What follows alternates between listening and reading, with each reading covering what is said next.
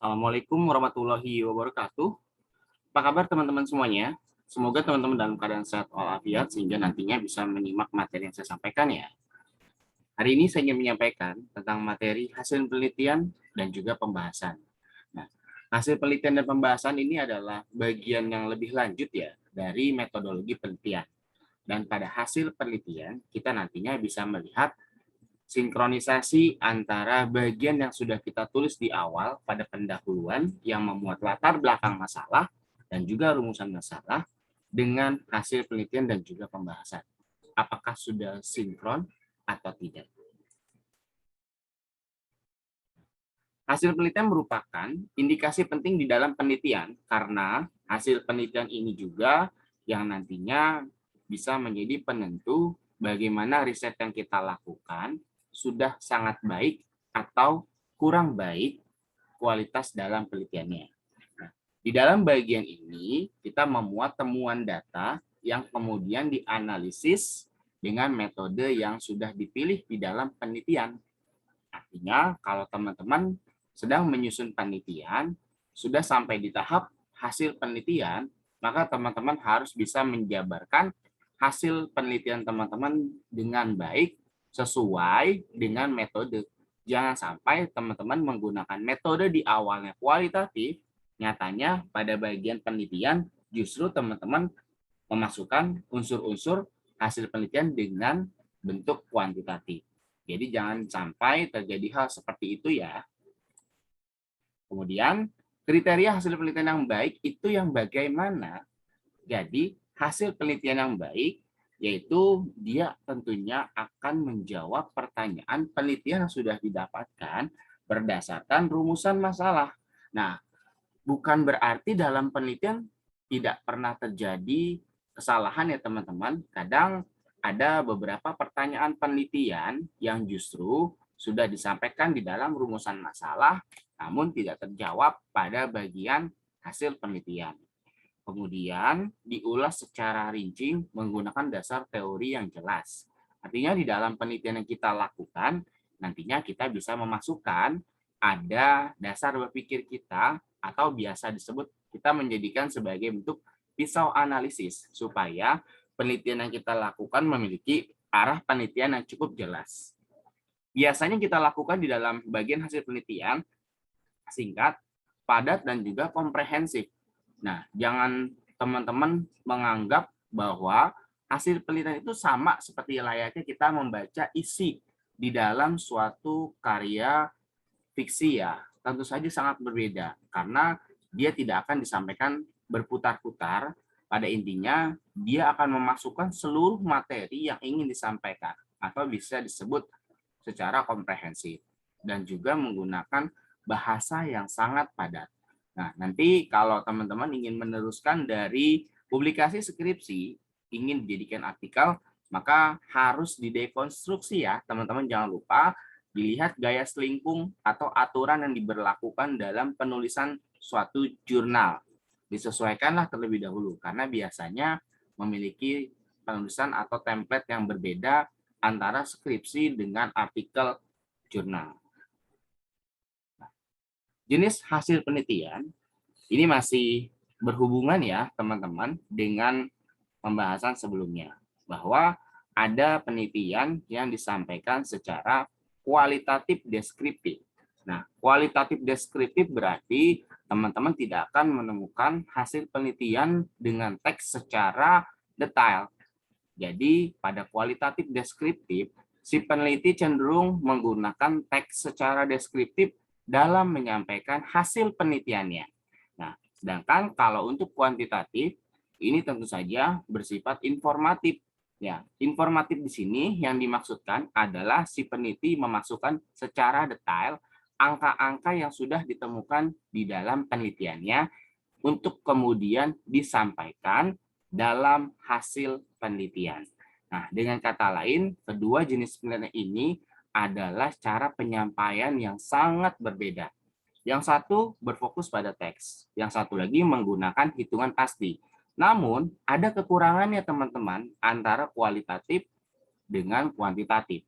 Pada penelitian kualitatif, seringkali peneliti itu dianggap melakukan manipulasi karena dia menggunakan kalimat yang sudah dia susun secara sistematis untuk menyampaikan hasil penelitian.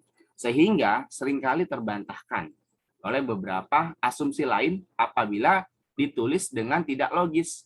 Kemudian, untuk yang kuantitatif informatif, ini juga bukan berarti tidak memiliki kekurangan. Apabila teman-teman salah menghitung saja satu angka di dalam penelitian kuantitatif, maka otomatis riset teman-teman yang sedang dilakukan akan mengalami kegagalan.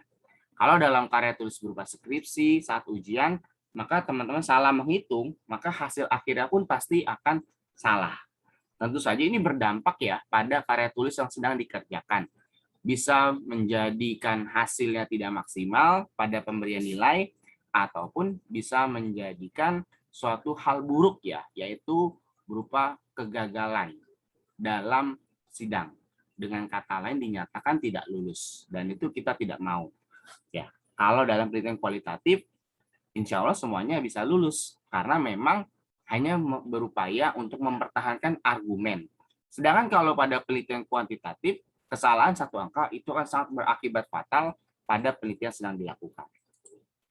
Nah, di sini untuk pembahasan, jangan sampai nanti teman-teman keliru ya antara bagian pembahasan dengan bagian lainnya. Pada bagian pembahasan, kita akan memasukkan ulasan temuan penelitian yang sedang ditelaah. Jadi kita akan mengulas menggunakan dasar berpikir mana yang kita gunakan. Ya, teori siapa yang akan kita gunakan. Nah, analisis menggunakan teori tertentu dijadikan acuan dalam penelitian. Maka dari itu di bab sebelumnya, di dalam landasan teori, biasanya kalau dalam penelitian, kita akan memilih beberapa pakar yang kita anggap andal dalam bidang tersebut. Kemudian, nanti dalam bagian pembahasan, kita akan mengaplikasikan teori yang tadi sudah kita gunakan untuk dimasukkan ke dalam bagian pembahasan. Nah, umumnya terdapat teks deskriptif ataupun angka statistik. Jadi kalau penelitian kuali tentu saja teks deskriptif ya.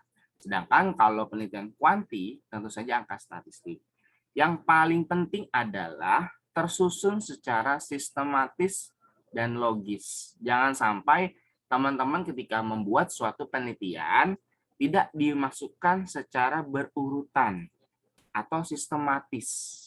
Nanti bisa berdampak pada ketidaklogisan.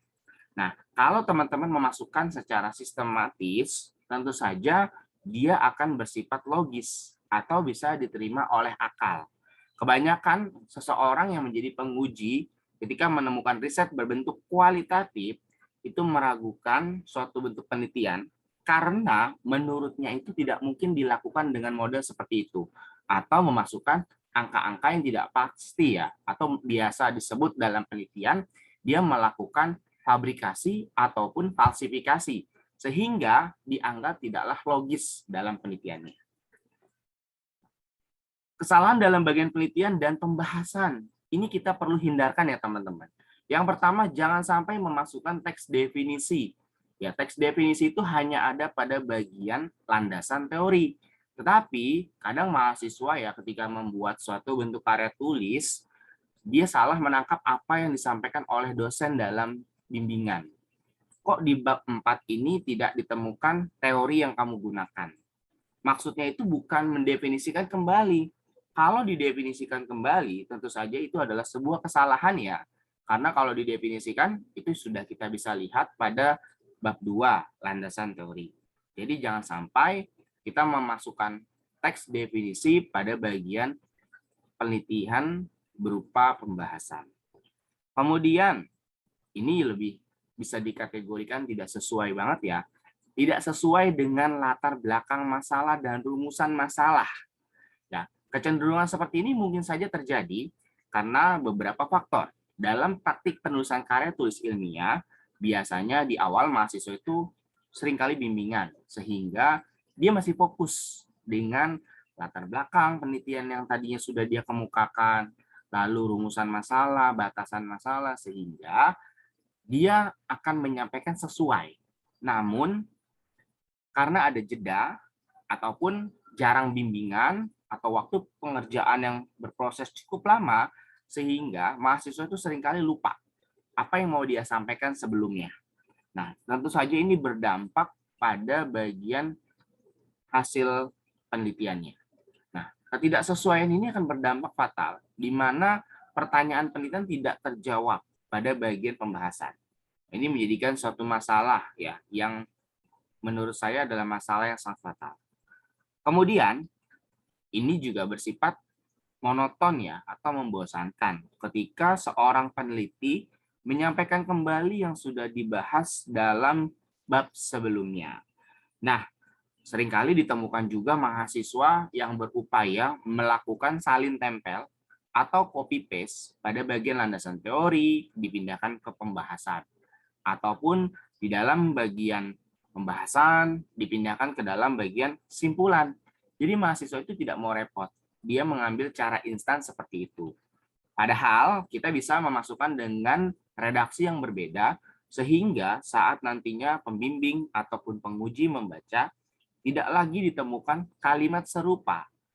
Ya, tentu saja itu akan menyebabkan kebosanan atau bersifat monoton. Ya, kita bisa mengganti dengan redaksi yang menarik. Nah, ini juga perlu diperhatikan bahwa redaksi dalam penulisan karya tulis ilmiah ini berbeda ketika teman-teman menulis karya tulis non-ilmiah. Jadi tidak bisa disamakan. Tidak menggunakan kata aku, saya. Umumnya yang digunakan adalah kata penulis ataupun lebih bersifat ilmiah ketika teman-teman menggunakan kata peneliti. Nah, teman-teman bisa melihat di sini ya, teman-teman. Ini saya memberikan contoh, ada penelitian dengan mengangkat permasalahan ya.